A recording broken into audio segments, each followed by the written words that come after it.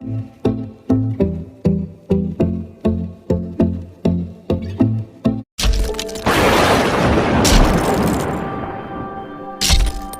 देख रहे हैं बीजापुर समय। मैं आपके साथ खलील कलादगी। बीजापुर में राशन के चावल को लेकर बवाल। केंद्र की बीजेपी सरकार के खिलाफ कांग्रेस का आक्रोश। कर्नाटक में कांग्रेस पार्टी द्वारा विधानसभा चुनाव के दौरान जनता को दिए गए 5 गारंटीज में से एक अन्न भाग्य योजना के तहत बीपीएल कार्ड धारक प्रति व्यक्ति को 10 किलो चावल मुफ्त देने का वादा किया गया था, मगर अब अचानक केंद्र सरकार द्वारा कर्नाटक सरकार को दिए जाने वाले चावल मना करने के बाद अपना आक्रोश व्यक्त करते हुए आज 20 जून मंगलवार को शहर ए बीजापुर के डॉक्टर बाबा साहेब अंबेडकर सर्कल में बीजापुर जिला कांग्रेस समिति की ओर से कांग्रेस नेता अब्दुल हमीद मुशर्रफ के नेतृत्व में केंद्र की बीजेपी सरकार पर कर्नाटक की कांग्रेस सरकार को चावल ना देकर राजनीतिक दुश्मनी द्वेष की राजनीति करने का आरोप लगाते हुए केंद्र की बीजेपी सरकार को गरीब विरोधी बताते हुए प्रधानमंत्री नरेंद्र मोदी और केंद्र की बीजेपी सरकार के खिलाफ जमकर नारे लगाते हुए कांग्रेसियों ने केंद्र सरकार के खिलाफ प्रदर्शन किया। इस मौके पर बात करते हुए कांग्रेस नेता अब्दुल हमीद मुशर्रफ ने प्रधानमंत्री नरेंद्र मोदी और केंद्र की बीजेपी सरकार पर जमकर साधा निशाना और साथ ही कांग्रेस नेता संगमेश बबलेश्वर, कर्नाटक प्रदेश कांग्रेस कमेटी के प्रवक्ता एस.एम. पाटिल गणिहार, बीजापुर जिला कांग्रेस समिति के उपाध्यक्ष एडवोकेट आजाद पटेल, पूर्व पार्षद और कांग्रेस नेता अब्दुल रज्जाक वर्ती, बीजापुर जिला कांग्रेस समिति की उपाध्यक्ष महादेवी गोकाक, जवाहर बाल मंच के बीजापुर जिला अध्यक्ष फयाज कलादगी, एनएसयूआई के बीजापुर जिला अध्यक्ष अमित चौहान के अलावा और भी कांग्रेसियों ने केंद्र की बीजेपी सरकार पर आक्रोश व्यक्त करते हुए अपनी अपनी प्रतिक्रिया व्यक्त की। इस अवसर पर बीजापुर जिला कांग्रेस समिति के उपाध्यक्ष गंगाधर सम्मन्नी, बीजापुर जिला कांग्रेस समिति के उपाध्यक्ष वैद्यनाथ कर्पूरमठ, बीजापुर नगर ब्लॉक कांग्रेस अध्यक्ष जमीर अहमद बख्शी, वार्ड नंबर 33 की कॉरपोरेटर आरती शाहपुर, बीजापुर जिला कांग्रेस माइनॉरिटी सेल के अध्यक्ष शब्बीर जागीरदार, बीजापुर जिला कांग्रेस माइनॉरिटी सेल की उपाध्यक्ष Asma Kalebag, Bijapur district Congress labour cell के वाइस प्रेसिडेंट इलियास सिद्दीकी, बीजापुर जिला कांग्रेस समिति के प्रधान कार्यदर्शी अशफाक मनगोली, कांग्रेस के पूर्व और मौजूदा पार्षद के अलावा कांग्रेस के और भी नेता, पदाधिकारी और कार्यकर्ता थे मौजूद।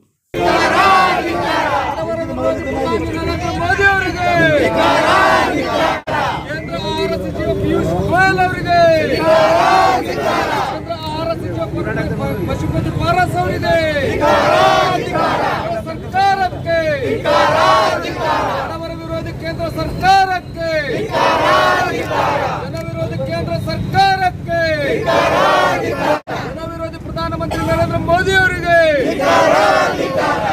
ಭ್ರಷ್ಟ ಬಿಜೆಪಿ ಸರ್ಕಾರಕ್ಕೆ ಭ್ರಷ್ಟ ಬಿಜೆಪಿ ಸರ್ಕಾರಕ್ಕೆ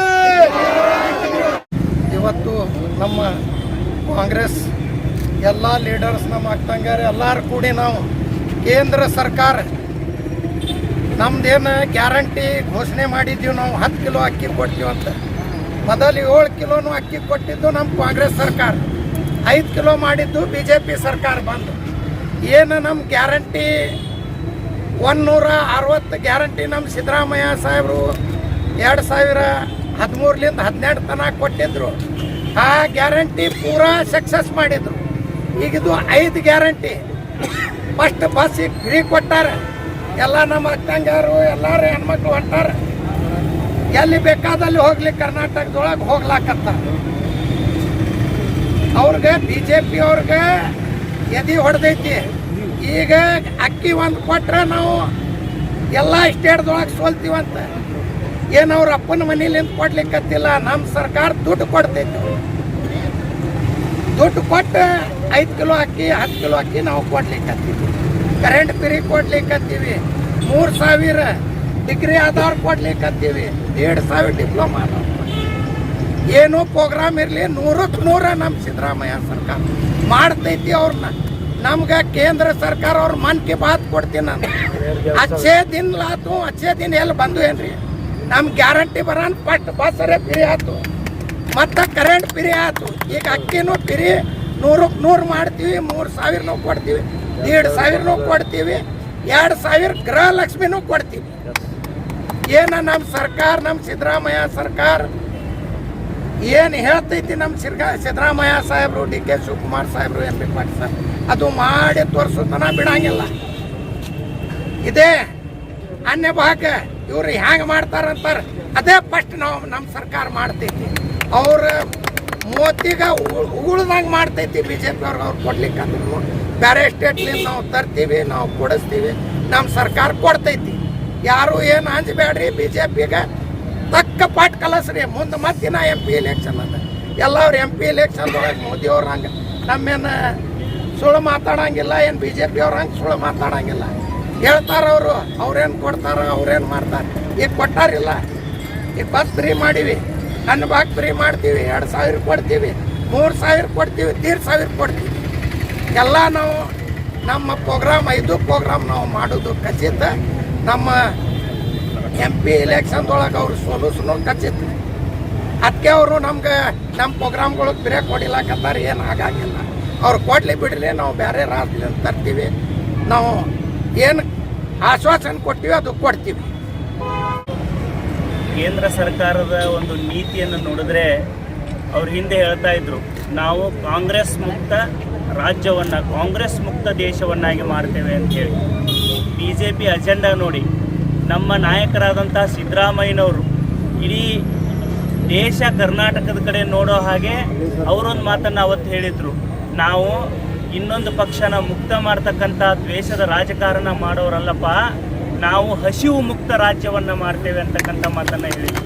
ಕಾಂಗ್ರೆಸ್ ಪಕ್ಷಕ್ಕೆ ಅವರು 5 ವರ್ಷ ಮುಖ್ಯಮಂತ್ರಿ ಆಗಿದ್ದ ಸಂದರ್ಭದಲ್ಲಿ ಅನ್ನಭಾಗ್ಯ ಯೋಜನೆಯನ್ನು ತರೋದರ ಮೂಲಕ ಕರ್ನಾಟಕ ರಾಜ್ಯದಲ್ಲಿ ಯಾರೂ ಕೂಡ ಹಸಿವೆಯಿಂದ ಮಲಗಬಾರದು, ಕರುನಾಡಿನ ಪ್ರತಿಯೊಬ್ಬ ಜನರು ಗೌರವದಿಂದ ಸ್ವಾಭಿಮಾನದಿಂದ ಬದುಕಬೇಕು ಅಂತೇನು, ಅದು ಬಡವರ ಬದುಕಿನ ಭಾಗ್ಯದ ಅನ್ನವಿದಾತನಾಗಿ ಅವರವತ್ತು ಮಾಡಿದ ಯೋಜನೆಯನ್ನು ಇವತ್ತು ಸರ್ಕಾರ ಮತ್ತೆ ಕರ್ನಾಟಕದಲ್ಲಿ ಜನರ ಆಶೀರ್ವಾದದಿಂದ ಇವತ್ತೇನು ಕರ್ನಾಟಕ ರಾಜ್ಯದಲ್ಲಿ ಕಾಂಗ್ರೆಸ್ ಅಧಿಕಾರಕ್ಕೆ ಬಂದಿದೆ. ಆ ಒಂದು ಅನ್ನಭಾಗ್ಯ ಯೋಜನೆಯ ಅನುಷ್ಠಾನಕ್ಕೆ ಕೇಂದ್ರ ಸರ್ಕಾರ ಇವತ್ತು ದ್ವೇಷದ ರಾಜಕಾರಣವನ್ನು ಮಾಡ್ತಾ ಇದೆ. ದಯವಿಟ್ಟು ನಾನು ಪ್ರಧಾನಮಂತ್ರಿ ನರೇಂದ್ರ ಮೋದಿ ಅವರಲ್ಲಿ ಈ ಸಂದರ್ಭದಲ್ಲಿ ಕಳಕಳಿಯಿಂದ ಒಂದು ಮಾತನ್ನು ಹೇಳಿಕೆ ಬಯಸ್ತೇನೆ. ಮೋದಿಜಿಯವರೇ, ನೀವು ಮನ್ ಕಿ ಬಾತ್ ಅಂತ ಹೇಳಿ ಯಾವತ್ತೂ ಕೂಡ ನೀವು ಪತ್ರಿಕಾಗೋಷ್ಠಿಯನ್ನು ನಡೆಸಿದವರಲ್ಲ.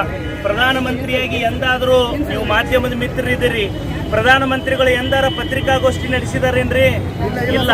ಈಗ ಹೇಳಿದ್ರು ನಮ್ಮ ನಾಯಕರು, ಆಹಾರ ನಿಗಮದ ಒಬ್ಬ ಅಧಿಕಾರಿ ಬರ್ತಾನೆ ಮಾಧ್ಯಮದ ಮುಂದೆ ಅಂದ್ರೆ ಕೇಂದ್ರ ಸರ್ಕಾರಕ್ಕೆ ಅವರ ಅಧೀನದಲ್ಲಿರ್ತಕ್ಕಂಥ ನಿಗಮಗಳ ಅಧಿಕಾರಿಗಳಿಗೆ ಯಾವುದೇ ರೀತಿಯ ನಿಯಮಗಳು ಅನ್ವಯಿಸೋದಿಲ್ಲ. ಸಿವಿಲ್ ಸೇವೆಯಲ್ಲಿರ್ತಕ್ಕಂಥ ಸರ್ಕಾರಿ ನೌಕರರು ಯಾರೂ ಮಾಧ್ಯಮದ ಮುಂದೆ ಹೇಳಿಕೆಯನ್ನು ಕೊಡಬಾರದು ಅಂತಕ್ಕಂಥದ್ದಿದೆ. ಆದರೆ ಆಹಾರ ನಿಗಮದ ಒಬ್ಬ ಅಧಿಕಾರಿ ಬಂದು ಹೇಳ್ತಾನೆ, ಕರ್ನಾಟಕ ಸರ್ಕಾರದಿಂದ ನಮಗೇನು ಅದರ ಬಗ್ಗೆ ಮಾಹಿತಿ ಇಲ್ಲ ಅಂತೇಳಿ. ಅಂದರೆ ಈ ದೇಶದಲ್ಲಿ ಅಸ್ತಿತ್ವದಲ್ಲಿರ್ತಕ್ಕಂಥದ್ದು ಕೇಂದ್ರ ಜನವಿರೋಧಿ ಸರ್ಕಾರ ಮಾತ್ರ ಅಲ್ಲ, ಪ್ರಜಾಪ್ರಭುತ್ವದ ನಿಜವಾದ ಕಗ್ಗೋಲೆ ಇವತ್ತು ಈ ದೇಶದಲ್ಲಿ ನಡೀತಾ ಇದೆ. ಬಡವರ ಹೊಟ್ಟೆ ಮೇಲೆ ಹೊಡಿತಕ್ಕಂಥ, ಬಡವರ ಹಸಿವಿನ ಜೊತೆ, ಬಡವರ ಒಂದು ಬದುಕಿನ ಜೊತೆ ಆಟ ಆಡ್ತಕ್ಕಂಥದ್ದನ್ನು ಕೇಂದ್ರ ಸರ್ಕಾರ ನಿಲ್ಲಿಸಬೇಕು. ಇದು ಒಕ್ಕೂಟ ವ್ಯವಸ್ಥೆ ಅನ್ನೋದನ್ನು ಪ್ರಧಾನಮಂತ್ರಿಗಳು ಅವರ ಸಂಪುಟದ ಸದಸ್ಯರು ಅರ್ಥ ಮಾಡಿಕೊಳ್ಬೇಕು ಅಂತ ಹೇಳಿ ನಾನು ಆಗ್ರಹಿಸ್ತೇನೆ. ಇವತ್ತು ನೀವೇನು ಗುಡಿಸಲಿನಲ್ಲಿರುವ ಕಟ್ಟಕಡೆಯ ಕರ್ನಾಟಕದ ಬಡವರ ಶಾಪಕ್ಕೆ ನೀವು ತುತ್ತಾಗ್ತೀರಿ. ಮುಂದೆ ಲೋಕಸಭಾ ಚುನಾವಣೆ ಇದೆ. ಪ್ರತಿಯೊಬ್ಬ ಕರುನಾಡಿನ ಮತದಾರ ನಿಮಗೆ ತಕ್ಕ ಉತ್ತರವನ್ನು ವಿಧಾನಸಭಾ ಚುನಾವಣೆಯಲ್ಲಿ ಕೊಟ್ಟಿದ್ದಾನೆ. ಇವತ್ತು ಆ ಮಾಜಿ BJP ಸಚಿವರುಗಳು ಹೇಳ್ತಾರೆ, ಅವರು ಎಲ್ಲ ನಿಮಗೆ ಶಕ್ತಿ ಯೋಜನೆಯಲ್ಲಿ ಉಚಿತವಾಗಿ ಬಸ್ ಇದನ್ನು ಮಾಡಿದ್ದಾರೆ, ಎಲ್ಲರೂ ತೀರ್ಥಯಾತ್ರೆಗೆ ಹೋಗ್ರಿ, ತೀರ್ಥ ಪ್ರಚೋದನೆ ಮಾಡ್ತಿರಲ್ರಿ. ಯಾರ್ಯಾರು ಎಲ್ಲೆಲ್ಲಿ ಹೋಗ್ಬೇಕು ಅನ್ನೋದು ಅವರಿಗೆ ಅವರು ವಿವೇಚನೆಗೆ ಬಿಟ್ಟದ್ದು. ಅಂದರೆ ಒಮ್ಮೆ ಎಲ್ಲ ಕಡೆ ರಶ್ ಆಗಬೇಕು, ನೂಕುಲಾಗಬೇಕು, ಈ ಯೋಜನೆ ಬಗ್ಗೆ ಅಪಪ್ರಚಾರ ಆಗಬೇಕಂತ ಕುಹಕ ರಾಜಕಾರಣವನ್ನು, ದ್ವೇಷದ ರಾಜಕಾರಣವನ್ನು, ಜನವಿರೋಧಿ ರಾಜಕಾರಣವನ್ನು ಬಿಜೆಪಿ ತಕ್ಷಣ ಕೈ ಬಿಡಬೇಕು. ಒಂದಿಷ್ಟು ಸಂವೇದನೆಗಳಿದ್ರೆ, ಮನುಷ್ಯತ್ವ ಇದ್ರೆ, ಮಾನವೀಯತೆ ಅನ್ನೋದಿದ್ರೆ, ಬಡವರ ಅನ್ನದ ಜೊತೆ ಹಸಿವಿನ ಜೊತೆ ಆಟ ಆಡಬಾರದು ಅನ್ನುವಂಥ ವಿವೇಚನೆ ಏನಾದರೂ ಪ್ರಧಾನಮಂತ್ರಿಗಳಿಗೆ, ಅವರ ಸಂಪುಟ ಸದಸ್ಯರಿಗೆ ಇದ್ದದ್ದೇ ಆದರೆ ಖಂಡಿತವಾಗಿ ಇಂತಹ ಜನವಿರೋಧಿ, ಜೀವ ವಿರೋಧಿ, ಜನರ ಬದುಕಿನ ಹಸಿವಿನ ಅನ್ನದ ಜೊತೆ ಆಟ ಆಡುವ ಕ್ರೂರ ವ್ಯವಸ್ಥೆಯನ್ನು ತಾವು ತಕ್ಷಣ ಕೈಬಿಟ್ಟು ಮನುಷ್ಯತ್ವದ ನೆರಳಲ್ಲಿ ಇವತ್ತು ನೀವು ರಾಜಕಾರಣ ಮಾಡದೆ ಹೋದರೆ ಇಡೀ ರಾಜ್ಯಾದ್ಯಂತ ನಾವು ಬೀದಿಗಿಳಿದು ಹೋರಾಟ ಮಾಡ್ತೇವೆ. ದೆಹಲಿ ಚಲೋ ಅಂತ ಕಾರ್ಯಕ್ರಮ ಮಾಡಿದರೂ ಆಶ್ಚರ್ಯ ಪಡಬೇಕಾಗಿಲ್ಲ.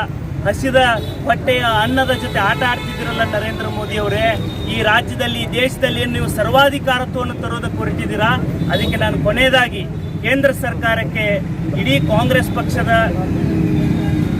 ಪಕ್ಷದಿಂದ ಮಾತ್ರ ಅಲ್ಲ, ಹಸಿದವರಿಗೆ ಪಕ್ಷ ಇರೋದಿಲ್ರಿ, ಹಸಿವಿಗೆ ಜಾತಿ ಇರೋದಿಲ್ರಿ. ಹಸಿವು ಅದು ಜಾತ್ಯತೀತವಾದದ್ದು. ಹಸಿವು ಅನ್ನೋದು ನನ್ನ ತಾಯಿ ಹಸಿದ್ರು ಅದು ಹಸಿವೆಯೇ, ಬಿಜೆಪಿಯವರ ತಾಯಂದಿರು, ಬಡ ತಾಯಂದಿರು ಹಸಿದ್ರು ಅದು ಹಸಿವೇನೆ. ಆ ಹಸಿವಿನ ಜೊತೆಗೆ, ಬದುಕಿನ ಜೊತೆಗೆ ಆಟ ಆಡೋದನ್ನು ನಿಲ್ಲಿಸಿ ಮನುಷ್ಯತ್ವದ ನೆರಳಲ್ಲಿ ರಾಜಕಾರಣ ನೀವು ಮಾಡಿದರೆ ಒಳ್ಳೆಯದು. ಇಲ್ಲದಿದ್ದರೆ ಲೋಕಸಭಾ ಚುನಾವಣೆಯಲ್ಲಿ ಕರ್ನಾಟಕದ ಜನ ನಿಮಗೆ ತಕ್ಕ ಉತ್ತರವನ್ನು ಕೊಡ್ತಾರೆ ಅಂತಕ್ಕಂಥ ಮಾತನ್ನು ಹೇಳಿ ನನ್ನ ಮಾತುಗಳನ್ನು ಮುಗಿಸ್ತೇನೆ. ಧನ್ಯವಾದ. आज के दिन पूरे कर्नाटक में कांग्रेस के जानिब से स्ट्राइक किया हुआ था बीजेपी गवर्नमेंट के खिलाफ। ये जो डबल इंजन की सरकार थी, उनका एक इंजन फेल हो गया है, इसलिए वो पागल की तरह कर रहे हैं। हिंदुस्तान के लोगों के लिए जो भी अन्न भाग्य का जो स्कीम था, जो कर्नाटक के लोगों के लिए सिद्धरामैया ने जो दिया था, जो देश भर में फेमस है, उसको बंद करने की कोशिश की जा रही है। आज तक जो है बीजेपी सरकार कर्नाटक ने पूरे हिंदुस्तान में न तो एक किसानों के लिए कुछ अच्छा किया, न गरीबों के लिए। अगर वो कुछ करना चाहती है तो सिर्फ इंडस्ट्रियलिस्ट के लिए और अपने पार्टी के चमचों के लिए। इसलिए हम जो है कर्नाटक में इनकी जो रीति है इसको खंडन करते हैं। बीजेपी सरकार जो आने वाले दिनों में जो केंद्र में एक इंजन बचा है उनका, वो भी इंजन जो है आने वाले दिनों में हम खराब कर देंगे और जो हिंदुस्तान को एक नई सरकार देने की कोशिश करेंगे और दे के रहेंगे। बढ़े हुए बिजली बिल के दामों को लेकर जनता में आक्रोश है, इस पर आप क्या कहना चाहेंगे? ये बढ़ा हुआ बिजली का बिल जो है आज की तारीख में, ये बीजेपी सरकार जो जाने से पहले जो बढ़ा के गई थी, वही बिल जो है अब दे रहे हैं। इसलिए इसकी जिम्मेदार कांग्रेस नहीं है, पहले की जो बीजेपी सरकार थी वो इसकी जिम्मेदार है। आपका नाम? मेरा नाम आज़ाद पटेल, एडवोकेट, उपाध्यक्ष, ಬಿಜಾಪುರ ಜಿಲ್ಲಾ ಕಾಂಗ್ರೆಸ್ ಸಮಿತಿ. ನಾವು ಕರ್ನಾಟಕ ಕಾಂಗ್ರೆಸ್ ಪಕ್ಷದ ವತಿಯಿಂದ ಕೇಂದ್ರ ಸರ್ಕಾರದ ಜನ ವಿರೋಧಿ, ಬಡವರ ವಿರೋಧಿ ನೀತಿ ಬಗ್ಗೆ ಪ್ರತಿಭಟನೆ ಮಾಡಲಿಕ್ಕೆ ಸೇರಿದ್ದೀವಿ. ಕೇಂದ್ರ ಸರ್ಕಾರದ ನಿಯಂತ್ರಣದಲ್ಲಿ ಒಂದು ಭಾರತೀಯ ಆಹಾರ ನಿಗಮ ಅಂತ ಇರ್ತದೆ. ಆ ಭಾರತೀಯ ಆಹಾರ ನಿಗಮ ಇರುವುದಕ್ಕೆ ರಾಜ್ಯಗಳಿಗೆ ಯಾವ್ಯಾವ ರಾಜ್ಯದಲ್ಲಿ ಆಹಾರ ಧಾನ್ಯಗಳು ಕಡಿಮೆ ಬೀಳ್ತಾವ ಆಯಾ ರಾಜ್ಯಕ್ಕೆ ಅವರು ಸಪ್ಲೈ ಮಾಡೋದ್ರ ಕರ್ತವ್ಯ ಇರ್ತದೆ. ಆದರೆ ನಮ್ಮ ಕರ್ನಾಟಕ ಸರ್ಕಾರ ದುಡ್ಡು ಕೊಟ್ಟು ನಾವು ಖರೀದಿ ಮಾಡ್ತೀವಿ, ಅಕ್ಕಿ ನಮಗೆ ಇಷ್ಟು ಪ್ರಮಾಣ ಅಕ್ಕಿ ಬೇಕು ಅಂತ ಹೇಳಿದಾಗ ಅವರು ಕೇಂದ್ರ ಸರ್ಕಾರದ ನರೇಂದ್ರ ಮೋದಿ ಮತ್ತು ಅವರ ಸಂಪುಟದ ಆಹಾರ ಖಾತೆ ಸಚಿವರು ಅದನ್ನು ಮೊದಲು ಕೊಡ್ತೀವಿ ಅಂತೇಳಿ ಆಹಾರ ನಿಗಮ ಒಪ್ಕೊಂಡ್ರೂ ಸಹಿತ 2 ದಿವಸ ಬಿಟ್ಟು ನರೇಂದ್ರ ಮೋದಿ ಅವರ ಕುತಂತ್ರದಿಂದ, ಇವತ್ತು ಕೇಂದ್ರದ ಬಿಜೆಪಿ ಸರ್ಕಾರ ಕುತಂತ್ರದಿಂದ ಕರ್ನಾಟಕ ಸರ್ಕಾರ ಅಕ್ಕಿ ಕೊಡಿಸೋಕ್ಕಾಗಲ್ಲ ಅಂತೇಳಿ ಅವ್ರು ಲಿಖಿತದಲ್ಲಿ ಕೊಡ್ತಾರೆ.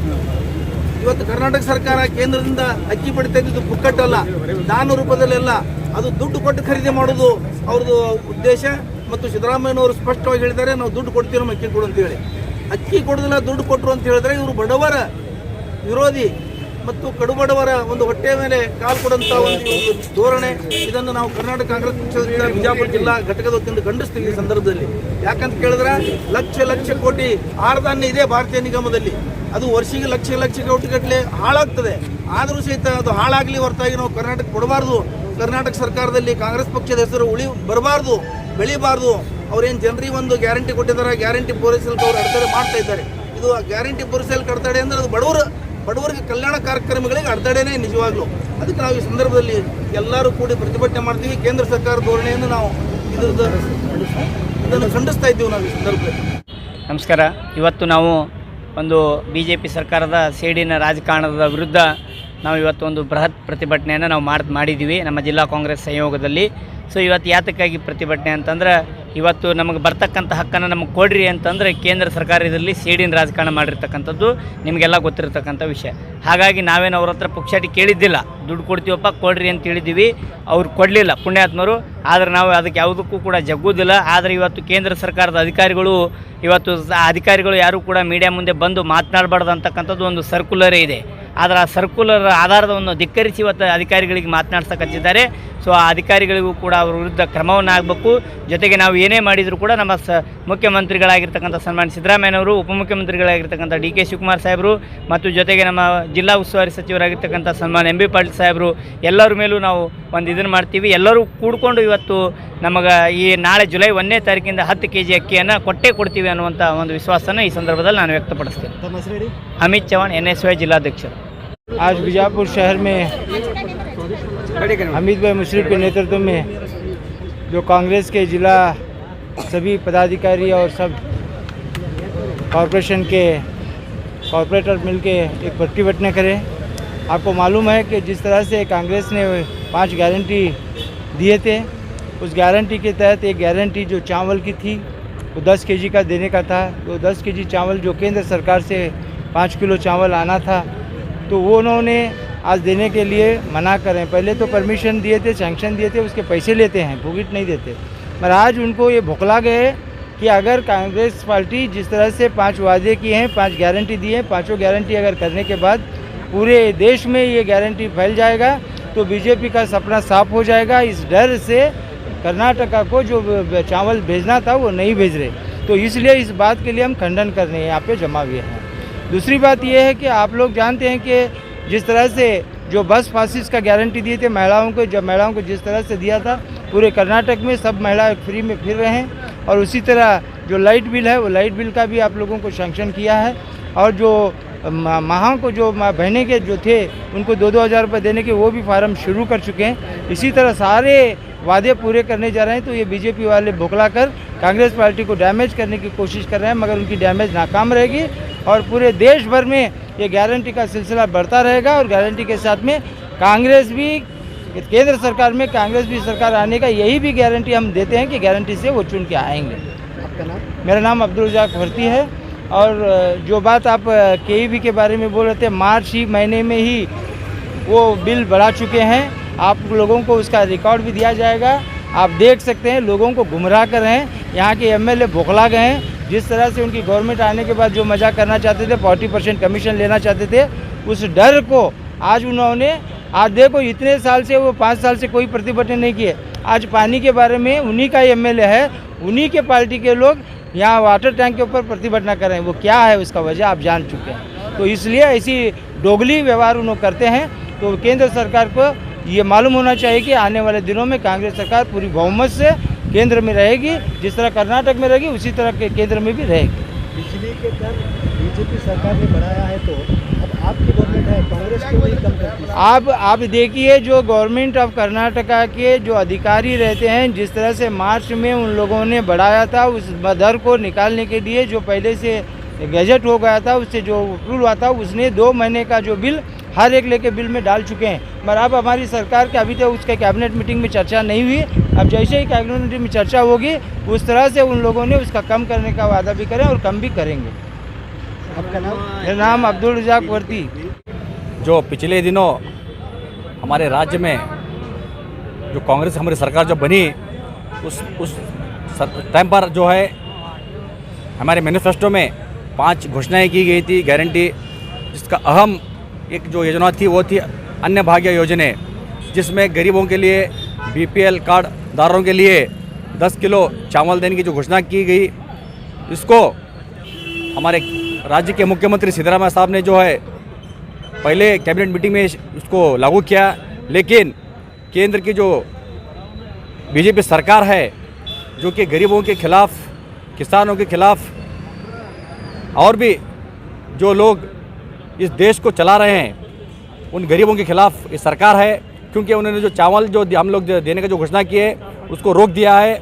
इससे ये साबित होता है कि जो बीजेपी सरकार है ये सिर्फ अमीरों की सरकार है।